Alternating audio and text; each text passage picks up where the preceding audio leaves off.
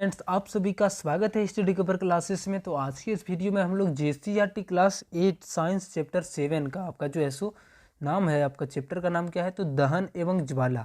इसका जितना भी आपका ऑब्जेक्टिव टाइप क्वेश्चन बन सकता है उन सारे क्वेश्चनों को जो है सो क्लियर करने वाले हैं।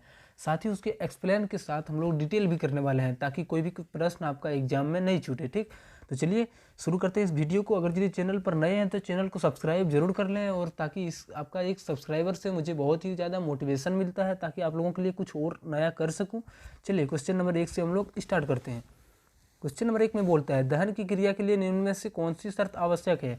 कोई भी पदार्थ को हम जलाना चाहेंगे तो उनके लिए क्या क्या शर्त होनी चाहिए। तो दहनशील पदार्थ की उपस्थिति ये तो होना ही चाहिए। अगला बोलता है, पदार्थ की ज्वलन की तरह ज्वलन ताप की प्राप्ति, यानी कब मतलब वो जलेगा, जब उसको अपना ज्वलन ताप की प्राप्ति होगी तभी तो वो जलेगी। पानी में हम आग लगाना चाहेंगे तो इससे आग नहीं लगेगा, उसमें ज्वलन ताप प्राप्त करने के लिए हमको या तो किसी रासायनिक मतलब पदार्थ का उसमें छिड़काव करना पड़ेगा, जिससे आपका हो गया पेट्रोल टाइप, या ठीक इस तरह से हम कुछ लेंगे तो ही हमारा मतलब वहाँ पे ज्वलन ताप का प्राप्त हो पाएगा। अगला बोलता है, वायु की उपस्थिति तो चाहिए ही भाई साहब किसी भी दहन को जलाने के लिए, और बोलता है इनमें से सभी। तो ये आपका सारे क्वेश्चन जो है सो सारे ऑप्शन सही हो जाएंगे। ठीक, क्वेश्चन नंबर 2 में बोलता है, निम्न में से किस ईंधन का ऊष्मीमान सबसे अधिक होता है। ऊष्मीमान यानी जो ज़्यादा ऊष्मा उत्पन्न करता है और हीट भी उत्पन्न करता है, तो उसको यानी कौन जो है सो सबसे ज़्यादा ऊष्मा भी उत्पन्न करता है और क्या हो सकता है और आपका हीट भी ज़्यादा। ठीक, तो इन सारे चारों ऑप्शन में से हम तो यहाँ से जो आंसर हो जाएगा, ये लकड़ी तो बहुत कम ऊष्मा उत्पन्न करता है, केरोसिन भी उससे कम, एलपीजी भी मतलब थोड़ा ज़्यादा उससे, लेकिन हाइड्रोजन जो होता है वो सबसे ज़्यादा उत्पन्न करता है। ठीक, जैसे आप लोग एक चीज़ से अंदाज़ा लगा सकते हैं तो हाइड्रोजन बम तो कितना भयानक होता है, उस तरह से आप वहाँ से भी अंदाज़ा लगा सकते हैं। ठीक, क्वेश्चन नंबर 3 में बोलता है, निम्न में से किस ईंधन का ऊष्मीमान सबसे कम होता है। यानी उसमें अधिक था, इसमें सबसे कम। कोयले का, लकड़ी का, गोबर के उपले का, बायोगैस का। तो गोबर के उपला जो होता है उनका जो है ऊष्मीमान सबसे कम होता है अन्य सभी चीज़ों से। ठीक, क्वेश्चन नंबर 4 में बोलता है, निम्नलिखित में से कौन सा पदार्थ दहनशील है। जो पदार्थ मतलब जल सकता है। ठीक, तो कांच तो नहीं जल सकता है, लोहे का किल भी जो है सो हम उसमें आग लगा ही नहीं सकते, सीमेंट में भी जो है सो हम नहीं लगा सकते हैं, लेकिन केरोसिन तेल को हम बिना मतलब बिना माचिस मारे नहीं तो मतलब माचिस मार के हम आराम से जला सकते हैं। ठीक ना, क्वेश्चन नंबर ऑप्शन नंबर 4 आपका सही आंसर होगा। क्वेश्चन नंबर 5 में बोलता है, निम्न में से कौन दहनशील पदार्थ है। दहनशील पदार्थों को इसमें चूज करना है, पत्थर तो नहीं है, ये अदहनशील पदार्थ है, चौक भी नहीं है, आपका कागज जो है सो ऑप्शन नंबर 3 यहाँ पे राइट आंसर हो जाएगा। ठीक, धातु जैसे आप कन्फ्यूजन में मत होइएगा, धातु को हम मतलब डायरेक्ट हम जला नहीं सकते हैं। ठीक ना, जैसे लोहा हो गया, कोई भी कॉपर हो गया, ये सब हम ये सारी चीज़ों को हम जल्दी जला नहीं सकते हैं।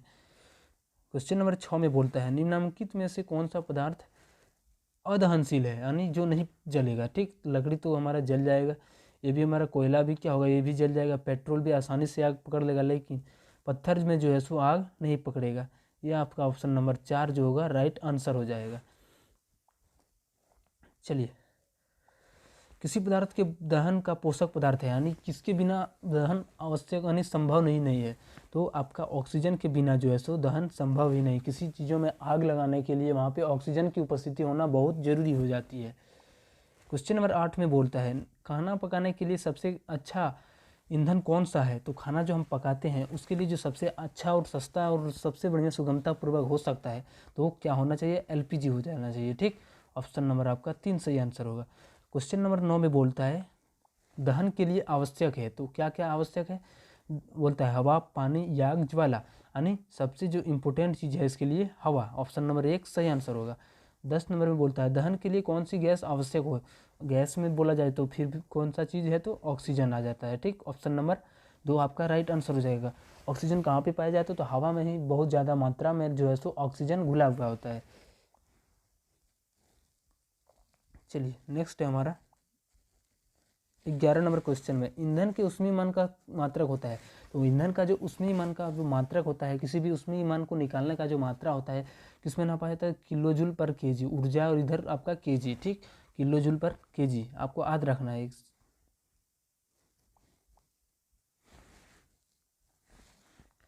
चलिए नेक्स्ट क्वेश्चन हमारा है, मीथेन का ऊष्मीमान है। मीथेन कितना ऊष्मा उत्पन्न करता है, कितना जूल पर केजी ग्राम मतलब ऊष्मा उत्पन्न करता है। तो ये 55 किलो जूल पर ग्राम इसका जो ऊष्मीयमान होता है ठीक।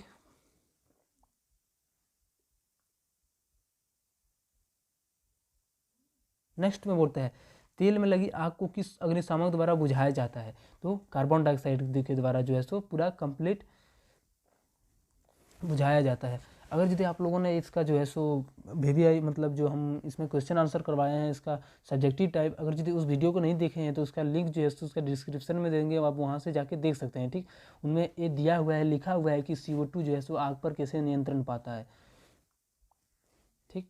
15 नंबर क्वेश्चन में बोलता है कि किस गैस की अधिकता विश्व उष्णन के कारण बनती जा रही है।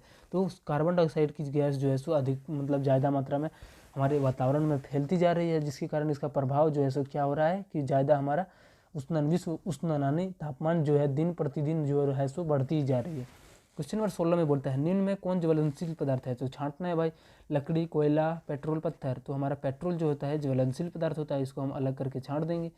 17 नंबर क्वेश्चन में बोलता है कि लकड़ी का जलना किस प्रकार का उदाहरण है। मंद दहन, विस्फोट, स्वतः दहन, इनमें से कोई नहीं। देखिए मंद दहन का अगर यदि परिभाषा बोला जाए तो क्या बोलेंगे, तो अगर यदि कोई भी पदार्थ को हम आसानी से उतना नहीं पकड़ा सकते हैं, जैसे जला नहीं सकते हैं, तो ऐसे पदार्थ हम लोग क्या कहलाते हैं, मंद दहन कहलाते हैं। विस्फोट क्या होता है, जब मतलब आवाज़ के साथ कोई भी पदार्थ फटता या जलता है तो उन सारे जो घटनाएं होती है उसको हम विस्फोट कहते हैं। अगला स्वतः दहन यानी बिना हम वातावरण में खुले छोड़ देने पर जो अपने आप जलने लगते हैं उसे हम बोलते हैं स्वतः दहन। तो इसका जो राइट आंसर होगा, लकड़ी को जलाने के लिए हम ये ना ही अपने से पकड़ता है ना ही ये विस्फोट करता है, क्या होता है धीरे धीरे जलता है। तो मंद दहन का उदाहरण लकड़ी का जलना हो जाएगा। 18 नंबर में है फास्फोरस की जलना किस प्रकार का उदाहरण है। तो ये स्वतः दहन है, जैसे हम इसको ऑक्सीजन की उपस्थिति में यानी वातावरण में छोड़ेंगे तो अपने आप ये क्या कर लेगा, आग पकड़ा लेगा। तो स्वतः दहन इसका राइट आंसर हो जाएगा। 19 नंबर क्वेश्चन में है निम्न में कौन स्वतः दहन का उदाहरण है। तो फिर से आपका क्या हो जाएगा, फास्फोरस हो जाएगा ठीक, श्वेत फास्फोरस। 20 नंबर में बोलता है स्वतः दहन किस पदार्थ में संभव है। तो पेट्रोल, LPG, CNG और फास्फोरस। तो अब फिर से जो है सो वही ऑप्शन आंसर फास्फोरस। 21 में बोलता है निम्न में कौन विस्फोट का उदाहरण है। यानी विस्फोट हम पीछे बात किए तो उससे तो किस में है, पटाखा का दहन जो होता है तो वो आवाज़ के साथ साथ क्या करता है, ऊष्मा भी उत्पन्न करता है।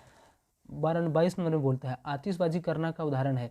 तो किस चीज़ का, तो विस्फोट करना, किसी के साथ जैसे हमला करना, तो आपका क्या हो जाता है, विस्फोट का उदाहरण हो जाता है। एक ईंधन नहीं है यानी जिसे हम जला नहीं सकते हैं ठीक। मृदा, CNG, LPG, बायोगैस। तो आपका जो है सो मृदा को हम कभी जला नहीं सकते हैं, 1 नंबर आपका राइट आंसर हो जाएगा। बोलता है आदर्श ईंधन के गुण होते हैं यानी जो हमारा मैंने हमारे लिए सुगमतापूर्वक हो, हम उसे आसानी से जला सकते हैं, उसमें किसी भी प्रकार का झंझट नहीं हो। तो इससे हम ईंधन को जो कहेंगे तो क्या कहेंगे, तो हम आदर्श ईंधन के रूप से नाम से जानेंगे ठीक। क्या होता है, सस्ता भी होना चाहिए, सहज उपलब्ध भी होना चाहिए, अत्यधिक उष्मा भी होना चाहिए, सभी होना चाहिए ठीक। तो ऑप्शन नंबर आपका 4 सही आंसर होगा। 25 नंबर में बोलता है आदर्श ईंधन के गुण नहीं है। तो एक आदर्श ईंधन का क्या गुण नहीं हो सकता, तो वो महंगा नहीं होना चाहिए, नहीं तो हम उस पर जो है सो ये हमारा आदर्श ईंधन नहीं माना जाएगा। 26 नंबर में बोलता है LPG का पूरा नाम है। तो LPG का जो नाम होता है वो क्या होता है, लिक्विड पेट्रोलियम गैस, और आपका जो है सो लिक्विफाइड पेट्रोलियम गैस, और CNG का क्या होता है, संपीड़ित प्राकृतिक गैस। चलिए नेक्स्ट हमारा है 27 नंबर में कि LPG का जलना एक उदाहरण है। तो ये तीव्र दहन का, ये जल्दी तेजी से जलता है ठीक। अगला नेक्स्ट क्वेश्चन में है कि मोमबत्ती का ज्वाला का किस भाग का मध्य भाग कैसा दिखाई पड़ता है। तो मध्य भाग जो होता है वो पीला दिखाई पड़ता है ठीक। ऑप्शन नंबर आपका 2 सही आंसर हो जाएगा। और जो आपका जो मोमबत्ती का सबसे मतलब सोनार जो यूज करता है वो किस भाग को यूज करता है, तो सबसे बाहरी भाग जो होता है मोमबत्ती का, उन सारी चीज़ों का यूज करते हैं। नेक्स्ट क्वेश्चन नंबर 29 में है कि आग उत्पन्न करने के लिए आवश्यक है। तो क्या है, ईंधन, ऊष्मा, वायु। तो सबसे पहले हमारा इंपॉर्टेंट है वायु होना ही चाहिए, तभी तो वहाँ पे होगा। 30 नंबर में बोलता है मोमबत्ती का ज्वाला का कौन सा भाग सबसे गर्म होता है। तो मोमबत्ती की ज्वाला का सबसे बाहरी क्षेत्र जो होता है आपका सबसे ज़्यादा गर्म होता है। ये वो आपका हो गया मोमबत्ती यहाँ पे जल रहा है ठीक। तो इसका जो बाहरी क्षेत्र होता है सोनार भी क्या करता है, इसी का उपयोग करता है, और ये सबसे ज़्यादा हीट भी उत्पन्न करता है। बोलता है ज्वाला का कौन सा भाग सबसे कम गर्म होता है। तो आंतरिक क्षेत्र, जो सबसे भीतर वाला क्षेत्र होता है यहाँ पे जो होता है इस जगह पे, तो वो क्षेत्र जो होता है सबसे कम गर्म होता है ठीक। और सबसे बाहरी जो होता है वो क्या होता है, सबसे ज़्यादा गर्म होता है।